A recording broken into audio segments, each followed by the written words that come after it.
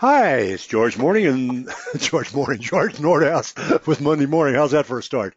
Oh my God, I'm getting out of my mind here. I guess it's because I looked at that number 80 and I can realize that we're going to do 80 years of association management. I wanted to talk to uh, people that have really been through it.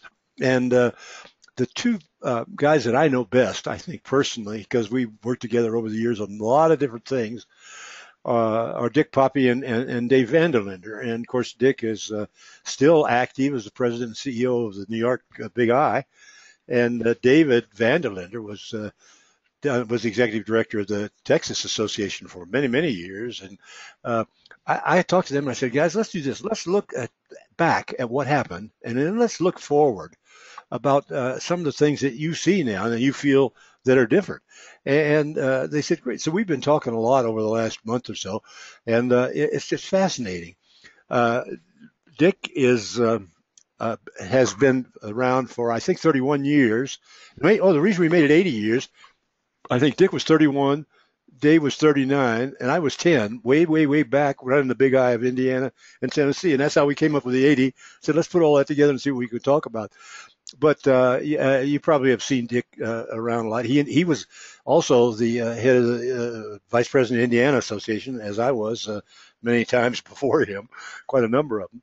And he worked at California. Of course, I knew him out there. And then he got the Jeff Yates Lifetime Achievement Award, and that's an amazing thing. But Dick was also temporarily, I think, head of Project CAP, weren't you, Dick, or the Well, not really, more as a consultant, just trying to help them work through some okay, yeah. opportunities they had. Oh. But yeah, I did that for 4 months back in the end of 2012 and into the early part of 2013 as Chip Bassiocco came on to take the lead there. Yeah. Well, good. Well, I knew you'd done that. I knew they got the right guy. I guess they were looking for somebody to do that. And they found the right man. Dave VanDelinder has been in this business, I guess, totally. You really began, Dave, when you started in 75 over in North Carolina, were you just out of college or something? Or No, I taught school and coached prior to that for a few years, so I was embedded in the education concept at that point. What'd you coach? Basketball? Oh, guy after my own heart, huh? That's great. Great, Yeah. great, great, great, Yeah, great. David, you and George, I hope I didn't embarrass you, but George played basketball I think for Evansville, if my No, memory's Vanderbilt. correct. Vanderbilt. Well, Yeah. no, I mean in high school. Didn't Oh, you yeah, play yeah. in high school for Yeah, Evansville High Evansville, School right. in Indiana, and then Vanderbilt, and you were an all-stater, weren't you, in Indiana when you were Yeah, there? I was the high scorer of the North South All American game accidentally. I don't know why. I was the third tallest guy. I was down to 6'4". I went down to and there were 12 people from the northern states and 12 from the south. I was the third tallest guy, and he says, "You're going to play guard, George." I didn't know what a guard was, but because I played, center all the time. At any rate, I went down there. A couple of nice things really happened. A couple of guys drove for the basket and then handed it to me, and I put it in. But at any rate, it was a great, great opportunity. Yeah, that was fun. I wish I'd have had Vanderlinder for Vanderlinder for a coach. I'd have been even better, probably. That was back when you had the three dribble rule, wasn't it? Yeah, right, right. Okay. Well, first thing I think we ought to start because we all have been in the association business and everything else. But let's talk about the agency business just for a minute. Now, we came up with some ideas a minute ago, and over the past, say, 25 years, we've all been there and we can all kind of remember it. And so we came up with some thoughts on it. We had the technology, the market structure, business management, and sales and marketing. And I thought those were kind of interesting things. So, okay, 25 years ago, obviously technology has changed. Anyone? Dick? Dave? Well, I think probably in most ways the most dramatic technology piece, but it's also a social piece, is the internet and all that's happened there. But really, when I go back to when I kind of got started, we didn't even have. I remember when the first email started coming around. When I worked for the California Big I, we had a dedicated terminal and everything, and comparative rating has really flooded us, and it's changed workflows significantly. But I mean, when I really think of probably the technology environment and its biggest change has at least in my mind, has been what the internet has done, the introduction of social media and that kind of thing, and agencies are just dealing with and doing business in a totally different way as it relates to technology than they were 25 years ago. Oh yeah, Dave, you got any thoughts on that, or do you agree? No, I think obviously technology's had a huge impact on all businesses, but to me, it's the change in market structure that's been most dramatic in my career. It wasn't too long ago where company representation was everything. And if you didn't have the right markets, you didn't write business. Today, you can access most of the markets you want to access through general agencies and other avenues, market access points. In addition, I think that company representation has been, the importance of that has been somewhat diluted by this broader market approach taken by companies. And a lot of agents who aren't able to produce the volume that companies demand are seeking other alliances, like the marketing clusters we've seen and the rise in market aggregators that bring together small books of business. That is still very much in foment, I think, that whole market structure. And where that's going to play out in the future is going to be very interesting. Yeah, I absolutely agree with him, George, that the market structure's been significant. I was just looking at the agency universe study to kind of make sure I was up to date on some things, and they have a chart in there, 8 out of 10 agencies. So I mean, 80% of agencies are involved either through MGAs, wholesalers, aggregators, huddles, clusters, whatever you want to call them. And so compared to when I first got in the business, that was a very, very small piece of it. And so clearly the way agents get to companies has changed significantly. And again, I also agree with David. I think with a very few exceptions, the franchise value of companies really doesn't carry the weight that it used to. So I think he's right that's been a... What do you mean, Dick, by franchise value? Well, I mean, it used to be that having, and I'll use some big names that we all know, having Travelers or the Hartford or whoever it may be, even Chubb, having those in your office gave you a competitive advantage because there weren't a lot of those around. Today, virtually anybody can get access to the Hartford or the Travelers or the Chubb, obviously depending on the product, but either through a wholesaler or through some aggregator, even through our own Big I markets at national. So having a particular company in your agency just doesn't have the same kind of cachet that it used to. Well, I think that's right, particularly because the aggregators, because an aggregator represents everybody, and so you can do that too. I think the aggregator is a big, big, big thing, and just like you said, we're just getting started with it. I believe it's just frightening. Well, down here in catastrophe state like Texas, aggregators are driving new entries into the market every day. They're where that's the fertile end of the business where you're seeing more captive agents convert to independents through the aggregator structure. If you call them captives, you don't mean like State Farm, you mean like independent agents? Sure, absolutely. Absolutely. You know, a state like ours representing a single carrier is really a liability. Oh, I think so too. It can be hot and cold to market it down here, depending on the latest hailstorm. Right. Any thoughts you guys have on business management or sales and marketing? Obviously, we've included. Yeah, I think the reduction in profit margins in agency business has been one of the most dramatic changes over the last 20, 30 years. Good point. Companies have intentionally driven down that profit margin in favor of contingency and profit-sharing income. And that's why Market Cloud is so important today. You've got to have the volume in order to produce the contingency income necessary to manage your business. I think that's going to continue to happen, and you're going to see more of these alliances between agencies to increase their clout with markets and increase their profit-sharing income. All right, Dick, thoughts? Well, I actually would say, at least from my perspective, I'd go on a couple of other areas in terms of major changes. First, I think the competitive environment and just the general environment that we operate in is significantly different than it was 25 years ago. We've really had much more, at least in our business up here. We've seen many more competitors come into the business, and I'm not just talking traditional agencies and companies and brokerages, but as you see the technology companies and other forms of competition coming in. So I think the competitive environment has changed, and as we mentioned earlier, I include that with the aggregators and the clusters, but also we've seen significant growth across state lines. I mean, you've always had agencies that went across state lines, but in today's world, as we look at our own members, and I'm sure as David looked at his, there's a significant growth in agencies that are doing business across state lines. And the other part of the competitive market that's changed is there's just more regulation. Agents are just dealing with more junk.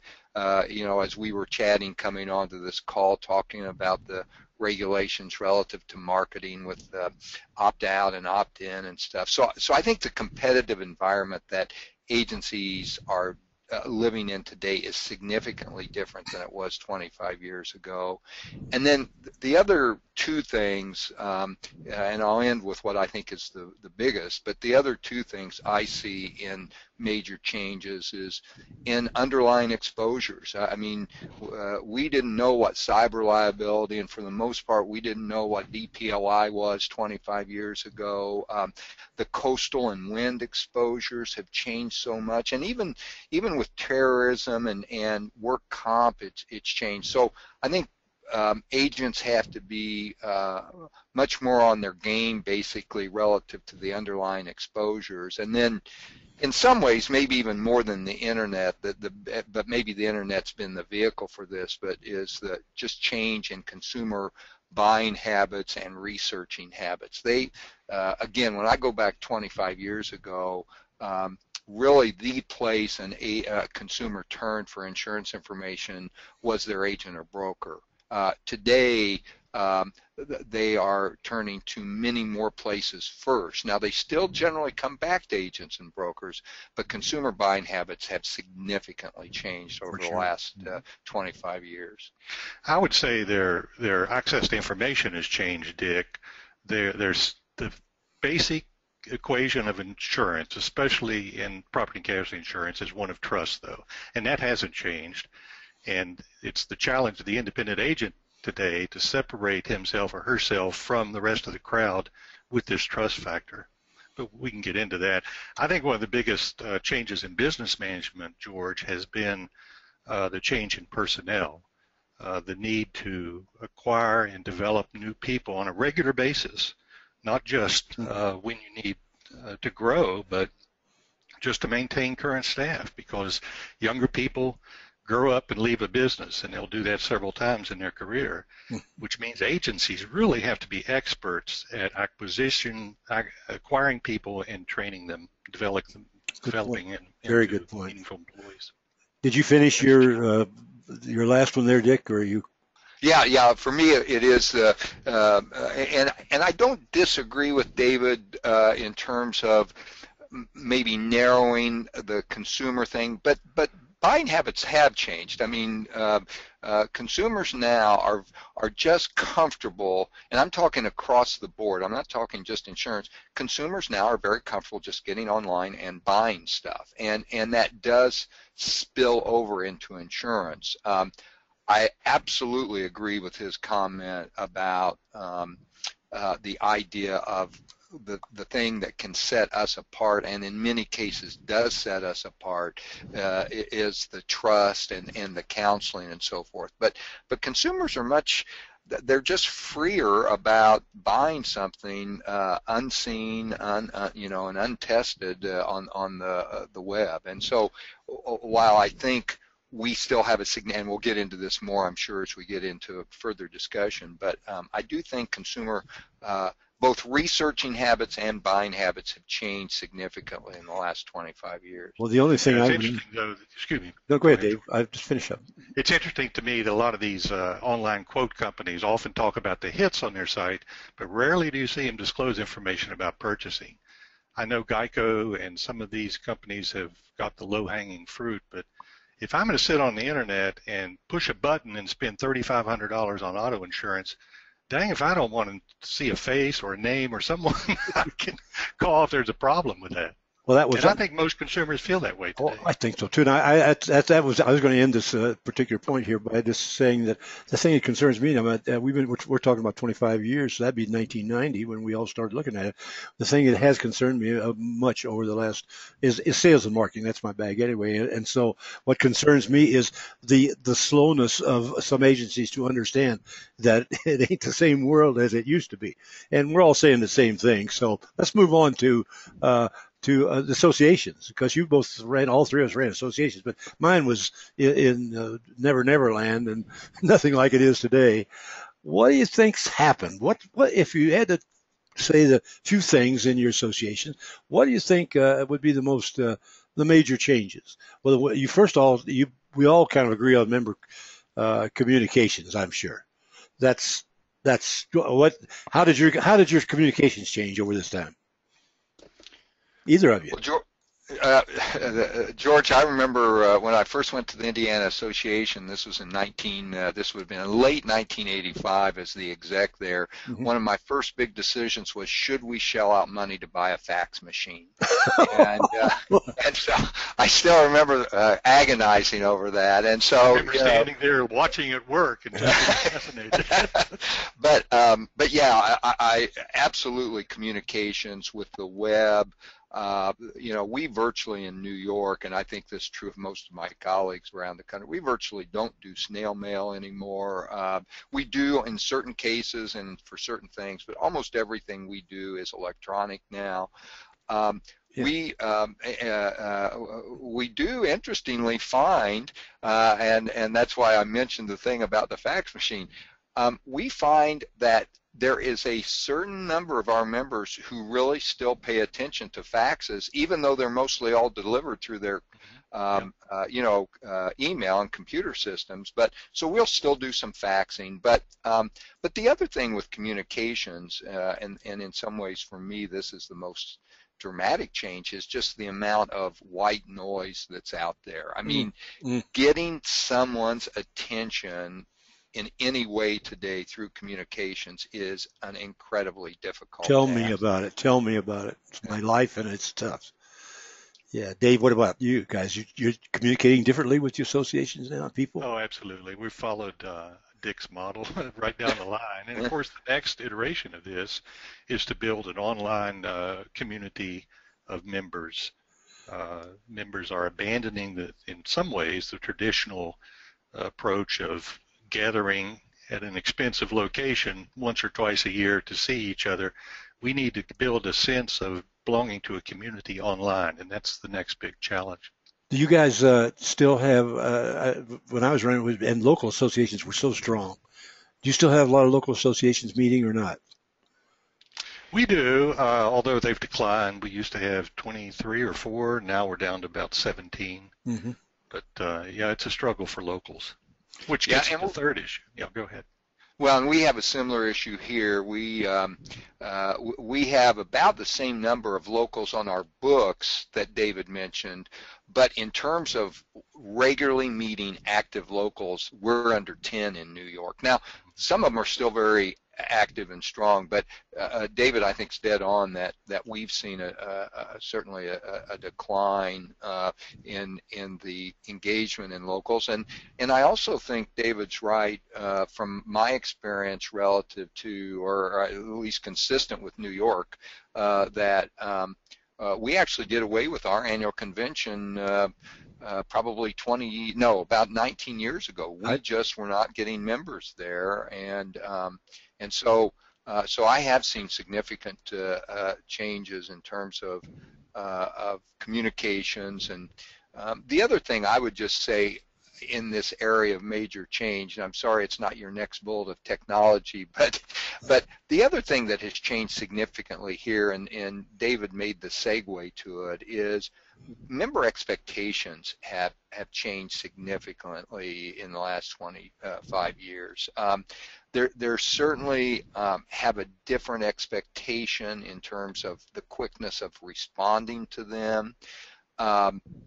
Our new members, now our older members, our longer, I shouldn't say older, they would be offended by that, our longer tenured members have still have a nice focus on advocacy at the government level. Our newer members, the ones that are coming on in say the last 5 years, advocacy for the most part is not in their vocabulary.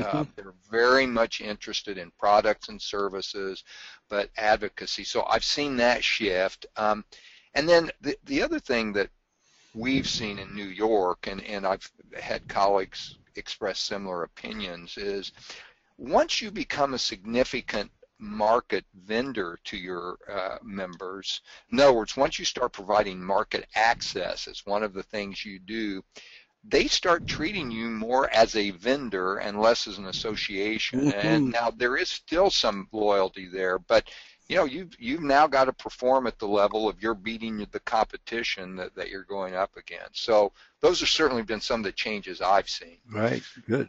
Dave, any more? Yeah. I think the association has to be part of the business's bottom line today. All trade groups are experiencing this, whether that's providing markets that they can use with their customers or providing some service that is available through bulk purchase discounts in the association. It could be a wide range of services available to help reduce their expenses or increase their income, but you've got to prove that up today. Well, I think exactly. You know, I'll just add one thing there. When I came into out of the Navy after Vanderbilt and then the Navy and then to the Tennessee Big I and took that was my first job in my life. I mean, other than all those other ones. But I came down there from the member communications, and every state association had some sort of a magazine, a monthly magazine or whatever, including the Insurers of Tennessee had theirs. And so when I first came in there, they said, what you need to do, George, is that we're going to take you to the very best place and let you really find out what communication is all about. So they sent me, it couldn't have been 3 months after I'd been there, down to Florida to be with Tom Johnson, and you guys knew him. And he was the best. He was the best. I mean, don't you think? I mean, there was never an argument about how good he. I mean, you might not have liked the guy a lot of times, but he was the best. And he said, George, there's two things I want to tell you. Number one, communicate with him. He had a weekly newsletter, and I said, weekly? God, that's a lot. At any rate, I started the weekly it was a weekly newsletter, weekly bulletin back then, and it made all the difference. In those days. Now today it would be, passé, but my gosh, somebody weekly, and you did all that. And then the other thing he says is, he said, do you guys pay for your committee members to go to meetings and all that sort of thing? He said, yeah. He said, don't do that. Just let them pay for it. They'll feel better about the whole thing. And those two things, boy, really made a difference when I went on into Tennessee. Isn't that funny? All that time ago, and it's crazy. But anyhow, yeah, go ahead. I would just say that, I think Tom Johnson was one of the real giants in our industry, and certainly for many of us taught us a lot of good stuff. At least in my experience, I also learned some things not to do. So, Tom was quite a person. He really was. Well, let's talk about this. How do you guys? We talked a little bit about this a minute ago. But what do you really see now about Geico, about Google? What do you really see from the effects of all this? The driverless cars, I've been reading about that. Well, we did a Monday morning on Uber, I better pronounce that right, and Uber and B&B. Those things are fantastic what they're doing. And I like Airbnb with the rooms, they have more rooms under them than all hotels in the world combined. Can't you know that? I mean, it's unbelievable, but we didn't, none of us could have known this 2 years ago, 3 years ago. What's your facts? What do you think? I'm throwing it out there. Anybody else, any other comments on them? Well, I said earlier, I understand Geico is going to appeal to low-cost buyers, especially those who find it difficult to navigate through the standard markets. I think the target account for the independent agent, personal lines, and certainly in commercial lines, is not going to be an online purchaser of insurance unless the insurance companies simplify this business a great deal, and I don't see that happening. Good point. Well, and what I would say is a couple things, and maybe along some of the lines of what David's outlined, but perhaps a little different. And New York maybe is even a different market than, say, Texas, but Geico, for example, they've gobbled up well over 20% of the personal lines auto market in New York, and so there are an awful lot of people that are out purchasing from Geico. But when I look at Geico, and I would put some other companies in the thing that both bothers me the most, and I think they have been the most successful at, is driving the commoditization of insurance. I mean, Geico and others that I won't mention have really, in my judgment, taught some segment of our public inaccurately that insurance is insurance is insurance, that there's not any difference between auto policy A and B. And so when I look at Geico, the thing that just, and it rails me, I mean, and I've got some friends who are associated with Geico, so I don't want to demean them, but I mean, I think Geico generally is doing the public an incredibly big disservice by the way they have just tried to make it look like all insurance is the same. So when I look at Geico, I do think they're capturing some of that online sales. They're certainly capturing a lot. I think, and David, this goes to one of your earlier points, I think most of their sales are not online. I think they're through 800 numbers and their service centers. But the thing that just really irks me is their commoditization. Well, Google, they've go ahead. expressed some concern with the stickiness of their business too, though, Dick. As a matter of fact, one of the most interesting things about Geico is the last couple of years, their heavy advertisement, at least down here, about their local agency presence. Yes, yeah, we've seen that up here too. On a phone in North Austin, and yeah. I think that's a local agency presence because they recognize that consumers want an individual associated with that purchase. It's just too big a purchase for most consumers. Well, you know, so I see some encouraging signs about the developments at Geico. Well, I do too, but I think two things as I look back at Geico. In fact, I wrote an article called "The Geico Effect" for Rough Notes some years ago, and I look at it today, and it's the same thing. It's the same answer. But one of the big bad things that happened to me, or stupid things that happened to me in retrospect, was that when Geico that's government employees insurance company, and they were bankrupt, or right at bankrupt.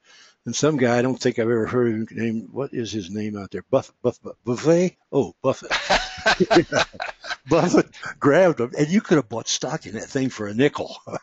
Yeah. And I didn't, at the time. But anyway, what I want to tell you this is I think Geico, I think Google, I think you can name them all who they are.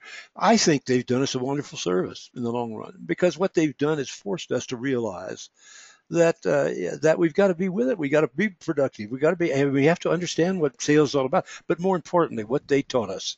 And how many times have I talked to agents in this way, and they say, "Oh, don't worry, we're going to survive on relationships." How many relationships you got? Have you got some kind of a plan? No, we don't have any plan on relationship. We just know those guys, and they know us, and they love us.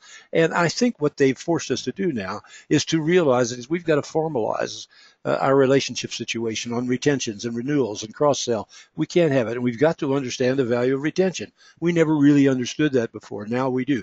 So I can say some good things. Well, look, while we're on that subject, what do you think the best agents are doing today for production? What do you guys see? I think. Go ahead, Dick. Well, I was just going to say, at least from what I see in New York is agents, and maybe George, this goes to the point you just made, but I think the agents that are really kind of shining are ones who are really becoming astute at what I'll call the coverage side of the business. In other words, they're really solidifying their role of knowing exposures and knowing how to deal with those exposures, because then that solidly puts them in that trusted counselor, trusted advisor role. I'm also seeing agencies here that seem to be doing very well. They're getting very efficient. Going back to a point that David made earlier about, continuing declines in the margins with companies and agencies. We're seeing them becoming very efficient. They're increasing what I would refer to as their meaningful customer contact. They're really trying to build those bridges. We're also hearing from and seeing agents that are doing very well from kind of niches that they may be finding, whether it's in the commercial lines or the high net worth or what have you. And then the last thing, at least, that I would mention in this vein of what we're seeing some of the best agencies doing is they're really seeing themselves not as just providing access to insurance, but really providing access to risk management and dealing with exposures, whether it's through traditional insurance or going to captives or the London market, or even looking at other means of covering a business's exposures. So those are some of the things I'm seeing in terms of just really and we've got well, I would say all of our members are very good in New York, but we've got a number that are just exceptional here in terms of what they're doing in the marketplace. Yeah, I think the good agencies today are paying very close attention to their reputation with online consumer rating services. As a matter of fact, if I were an agent today, I would have a weekly staff meeting where we talked about nothing but what kind of testimonials we had online, both on our website and on Angie's List and Yelp, what kind of rating we have, how we can improve that rating. It's like a production meeting. You've got to pay attention to that, because that's where consumers are turning to evaluate the trust factor in buying from an agent or any other business out there. So at least for now, that's probably the most critical thing an agent can do, I think, to develop new business. When I think about those new advertising and marketing avenues, our interview for last week was with a guy who is really, really great at Mark Danko at videos. He really does well. And you think of the using the technology and everything. When they do you get your bid or whatever it is you're going to get from your quoting mechanism and everything else, then he sends out the letter, and then say it's on homeowners, and then he has a video right in the middle of the proposal. And it was so neat. I never even thought of that. What I'm saying is there's all kinds of ways you're going to use all this, and none of us even know. We probably haven't even scratched the surface. Well, let's talk about what's going to happen on the markets and the smaller agency. What's the future for the smaller agency? I think it's going to depend upon their ability to cluster with other agents or rapidly produce the kind of volume that companies want in the market today. As I said earlier, the profit margins are so low in agencies, you've got to build some contingency income to acquire the people you need, develop them, to acquire the technology you need, and maintain that. I don't know how you do it on just commissions today. So the name of the game, at least the short term, I think, is going to be contingency income, and that's going to mean some kind of alliance with someone who could generate a bigger volume to take to insurance carriers. And trade associations might be a good option for small agencies too. The nice thing about accessing markets through a trade association is our ROI doesn't have to be as high as that of a for-profit GA or other market access point. Good. Our concern is developing new members, and so I think trade associations will continue to be a big part of the market solution for small agencies. Dick? What I would say, George, and I don't, again, I think David's hit some good points, so I don't have much to add there, but I think I have a different view than many people about small agencies. I think small agencies are here. I think they're thriving. I think they will continue to thrive because of some of the things David has said, but when I look at the market, like in New York, if I look at our profile of agencies, 80% of our agencies have 10 employees or less. 80%. And so that's over 1,000 of our members have 10 employees or less. Now, let's say that maybe they're fudging a little bit because we charge our dues by employee count. But even, Probably. No. But I mean, even there, and we look at that. Even if you kick it up by 1 or 2 employees on average, those are still small businesses, small agencies. Where I think the real issue is long-term is in the medium-sized agencies. Small agencies can have an ability to keep their costs a little bit under control, and as David suggested, if they can get involved with aggregators and so forth, they can maybe bring in some additional revenue to keep them going well.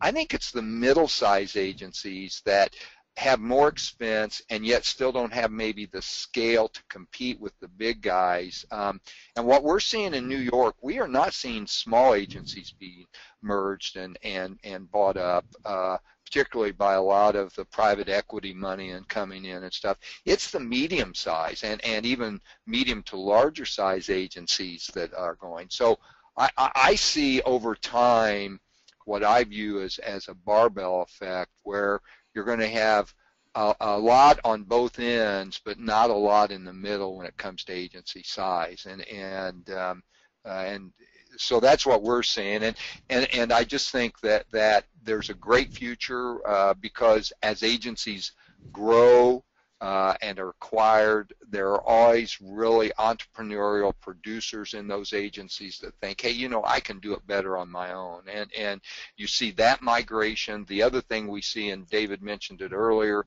but we see a migration more and more of captive agents that realize that they are in a pretty locked-in situation, and so I think I have great both confidence and faith in small agencies surviving.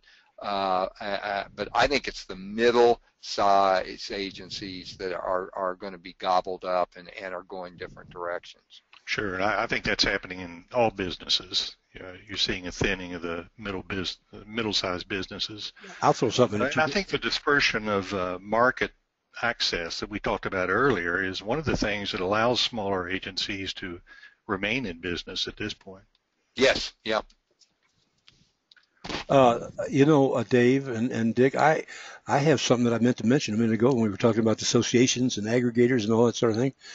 I think that a good aggregator is a real threat to, are you ready for this, to the association in a lot of ways. And you can just figure it out. But one of the ways, which any of us had thought about in aggregators, and I can name Renaissance and Keystone, I mean, people of that ilk are really, really good. And but what do? Well, they have a great many of the educational things that we used to live on association. They have all of these. They have the markets. They have things that that we took for granted as association executives that now we don't as much anymore. It's a very interesting approach to that. Right, and I think associations are going to have to appeal to them because that's our sweet spot. The education, information services, training, and it's not theirs. So we have an opportunity to be that trade association for the aggregators as well. Yeah, that's for sure. That's for sure. I absolutely agree with each of you on that. I think I agree with you, George, that they could be our competitors, but I see them being great opportunities for us to be working together, and we certainly have things that they need, but they do have a different cost structure because they typically are not engaged in the advocacy side of it, and so they don't have the expense of legislative and regulatory action. All right, I agree with you, and I understand exactly what you're saying. Let me go back there. Just one thing here. Well, come back here. Okay, let's go to the heart of it and finish it off here. We've been around, gosh darn, how many times have we heard everything do it? But we all have agreed with this one thing right here, and that is. I even know what GEICO stands for. I do too, which is scary. I'm glad I mentioned it for you guys. I'm an educator. I've been around a while. Okay. What do you think future of the independent insurance agent is going to be? Now, I asked you this before. You guys came up with different kind of answers. I thought that was interesting, and all these. So let's just look at them, and then we'll wrap it up here. But anyway, Dick, you're still active. Tell us. Well, first of all, first and foremost, I think there is an incredibly bright future for independent insurance agencies and brokerages. I go back to some of the points that David made earlier and that you've made. The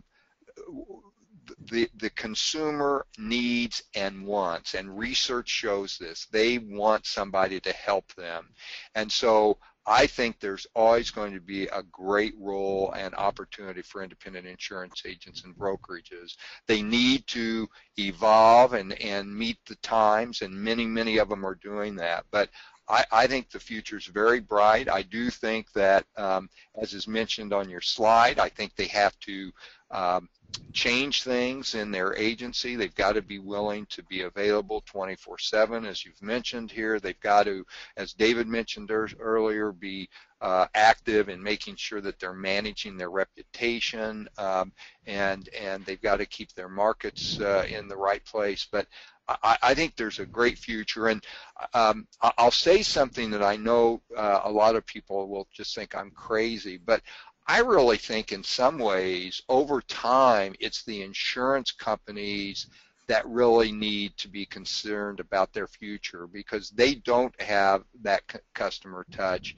And as we get more able to deal with big data, like I look at Google, Google could, obviously they could start and have started maybe an agency or brokerage through their process. Google could start an insurance company tomorrow that would dwarf most insurance companies, and so my view is the real opportunity here is for agents and brokers to make sure they understand and work with their customers. And the last thing I would say as maybe my parting comment for agents and brokerage to think about is, I think one of the areas that agencies can just set themselves apart is in the claim side, because when customers buy an insurance policy, for the most part, they're buying the agreement to pay a claim and to have it handled correctly. And so I also think independent agencies and brokerages that spend a lot more time with their staff and with their customers on helping with claims are going to have a real leg up in terms of their future. Okay. Yeah, I agree. That's what really separates us from that single company agency. I think, Dick and George, we have to operate more like other businesses operate online. That's what I'm seeing in the term real service. We're a little bit behind the curve with our companies and our customers on delivering the kind of service they want. Immediate access to policy information, billing information, claims information, whatever it is consumers are interested in, we need to find a way to deliver it through the internet. And I think that's coming. I'm very hopeful about the future of independent agents because they're still good small business thinkers. They're quick on their feet, and in markets changing the way they are today, that's going to be an advantage over a single company agent out there. We do need to look at developing more services. We need to be a part of the lives of that family or that business in a way that makes renewal a foregone conclusion. It's not a decision that has to be made every year. So there's lots of challenges in the business, but I didn't get out because I thought it was going to end. You just got out because you rolled. It's a bright future, I think, for a smart agent. There you go. Well, biggest challenge. It's an interesting thing to add on to that. You're good at Texas guy, David. I interviewed Bill Holt a couple of weeks ago with the National Institute, and you know who that is, and they're just unbelievable what they've done. They have a whole new, I bet you guys don't know this, they have a whole new, like CIC, what is it, whole new, what designation? Yeah, designation, that's the word, out. And I bet you don't know about it. It's called it's personal lines risk management. It's personal, and that's way ahead of the time, because that's exactly what you guys are saying here. It's stewardship, and that's what's going to happen. It has to happen, or else we're on. Well, and actually, George, you're right. but they're not the only ones. There's at least one and maybe two other organizations doing similar things in the kind of the high net value personal lines area. Yeah, so, these are for everybody, though, not even yeah. high net value. I know what you're talking about. There's some darn good ones out there. Yeah. But anyhow, guys, listen, thank you. We've gone on long enough here. I hope people will get something out of it, the good ideas. Dick's still working. You got another year or two, Dick, or how long you going? I'm hanging it up at the end of 2016. I'll then join the ranks. I've always aspired to be more like David, and I still do. I'm ready to be retired here in about a year and a half. So I don't blame you. How about you, some Dave? of my fishing lures when you retire. David, how is it? How is retirement? I wouldn't know. I've never been able to do it. Oh, it's wonderful. I'm very busy. Now I'm in the real estate business with my wife, and went back to doing some teaching insurance, which has been a lot of fun. Oh, so I'm having a good time. That's a beautiful thing. Well, guys, thank you very much. You've really been Thank good. You said it from the heart, and that's what we really wanted to hear. And I learned a lot in these few minutes myself, and I thought I knew everything, you know. Well, George, let me add, you have been an instructor of both of us for a long time, and many other people. Thank you. Your constant emphasis over the decades on the importance of marketing in the agency business has really made a difference, I think, in the lives of a lot of agents. So I commend you for that, buddy. Thank you very much. Yep, let me add mine, and thanks for giving us the opportunity to chat with you, George. Appreciate it very much. Guys, it's been a pleasure, and I'll be seeing you. For the rest of you, don't forget to go back to your email and find out quiz fish and all that other good things, and we're going to expand that too and have more information. But I thought this is just terrific. I'm going to send this out. This is going to go out to now 20,000 people, and by golly, we're going to get the word out from these guys, all of us old guys, and I like to say that because you guys are 20 years younger. But hey, I'll be seeing you, and thanks again, and the rest of you, I'll see you next